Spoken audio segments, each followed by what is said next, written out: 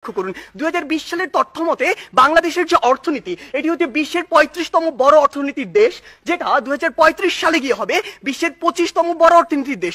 বাংলাদেশের উন্নতি হচ্ছে, হবে। আপনি যদি ভারতের দিকে তাকান, ভারত বর্তমানে বিশ্বের 7ম বড় অর্থনীতির দেশ। 2035 সালে গিয়ে ভারত হবে বিশ্বের 3য় বড় অর্থনীতির দেশ। ভারত আপনার দিকে তাকিয়ে বসে রয়েছে না, দক্ষিণ এশিয়ার অন্যান্য দেশ বসে থাকছে না, পৃথিবীর অন্যান্য দেশগুলো বসে থাকছে না। আমাদের কথা হচ্ছে, যখন আমরা দক্ষিণ এশিয়ার সফলতম হতে চাইবো, আমাদের সামনে যে একটি ব্যারিয়ার রয়েছে ভারত, সেটিকে আমাদের টপকে যেতে হবে। কেন আমরা যেতে পারবো না, কোথায় কোথায় সে বাধাগুলো রয়েছে, সেগুলো নিয়ে আজকে আমরা কথা বলবো। তারা আজকে বললেন আমরা আন্তর্জাতিক অনেক স্বীকৃতি পেয়েছি। হ্যাঁ, আমরা অসংখ্য স্বীকৃতি পেয়েছি, কিন্তু আপনি এটি কেন বলছেন না যে ট্রান্সপারেন্সি ইন্টারন্যাশনাল 2021 সালে বলেছে দক্ষিণ এশিয়ার সবচেয়ে দুর্নীতিগ্রস্ত দেশ বাংলাদেশ। তারা বলেছে অন্তত আফগানিস্তানের পিছনে বাংলাদেশ রয়েছে, নেপাল, ভুটান, এদের চেয়েও বাংলাদেশ বেশি দুর্নীতিগ্রস্ত দেশ। আপনি কেন এটি বলছেন না? বিগত 15 বছর ধরে আপনার দেশ থেকে যে পরিমাণ অর্থ পাচার হয়েছে, তা দিয়ে আপনার দেশে 2 বছরের বাজেট দেওয়া যেত।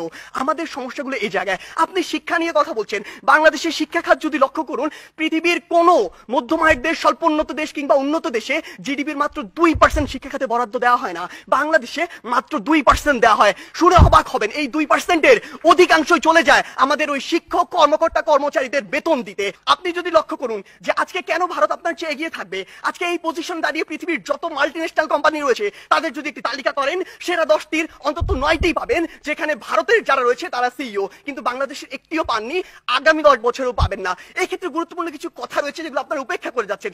আপনারা কিভাবে ভারতের সাথে তুলনা করেন? একটু আগে একটি হাস্যকর কথা বলে গিয়েছেন যে ভারতে নাকি 0.2 মিলিয়ন, অর্থাৎ মাত্র 2 লক্ষ মানুষ বিদ্যুতের সুবিধার কাছাকাছি যেতে পারেনি।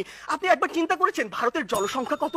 130 কোটি জনসংখ্যার একটি দেশ, আর আপনি 17 কোটি জনসংখ্যা নিয়ে ভারতের সাথে তুলনা করছেন। আপনি যদি 17কে 130-এর সাথে তুলনা করে সে অনুযায়ী গুণ করতেন, তাহলে দেখবেন ভারত আপনার চেয়ে অবশ্যই এগিয়ে রয়েছে। আপনি আজকে কথা বলছেন বাংলাদেশের বিভিন্ন খাত নিয়ে, কৃষি খাতের কথা বলছেন। বাংলাদেশের কৃষি খাতের জন্যই আমাদের কারো ভুগতে হবে। বাংলাদেশের কৃষি খাতে আপনি এই জরিপে আর আপনার এই পরিসংখ্যানে যা দেখাচ্ছেন, কৃষকের কাছে যান সেটি দেখতে পাবেন না। কৃষক আজকে তার ধানে আগুন পর্যন্ত লাগিয়ে দেয়। আজকে কি হয়েছে? আজকে হয়েছে যে পুরো বাংলাদেশের যে হাসপাতালের যে সিস্টেম, স্বাস্থ্য খাত, এটি 8 থেকে 10টি কোম্পানির হাতে, মানুষের হাতে জিম্মি রয়েছে। এটি থেকে বের হয়ে আসতে হবে।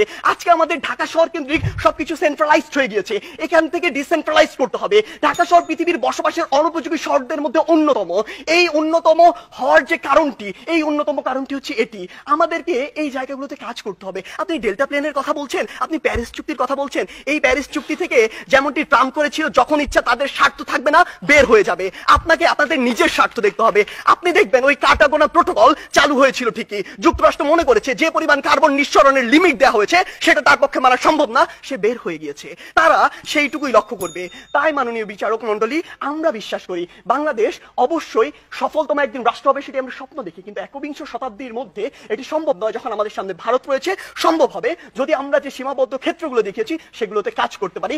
আমরা প্রত্যাশা করি কোনো একদিন আমাদের প্রজন্ম বাংলাদেশকে সফলতম রাষ্ট্র হিসেবে দেখবে। ধন্যবাদ।